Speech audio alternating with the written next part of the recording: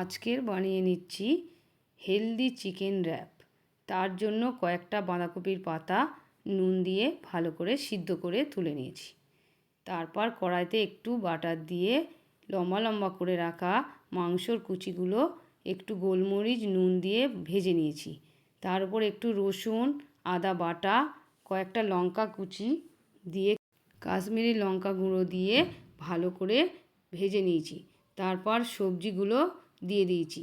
সবজিগুলোর মধ্যে আছে ক্যাপসিকাম, পেঁয়াজ, red and yellow bell pepper দিয়ে সবজিগুলোকে ভালো করে একটু ঢেকে ভেজে নিয়ে পাতাগুলোর ওপরে বেশি বেশি করে তুলে এরকমভাবে রোল করে নিয়েছি। এটা খাওয়ার জন্য একটা হেলদি সস বানিয়ে নিয়েছি। তার মধ্যে একটু দই নিয়েছি, লঙ্কা, রসুন আর ধনেপাতা একটু বেটে বিট লবণ দিয়ে ভালো করে ফাটিয়ে নিয়েছি, নিয়ে এর সাথে সার্ভ করেছি। লো কার্বস প্রোটিনে ভরপুর হেলদি চিকেন র্যাপ। বাচ্চা কিংবা বড় টিফিনে বা ব্রেকফাস্টে এই খাবারটা বানিয়ে দিলে চেটেপুটে শেষ করে দেবে। ভিডিওটা ভালো লাগলে লাইক করবেন এবং চ্যানেলটা সাবস্ক্রাইব করে পাশে থাকবেন।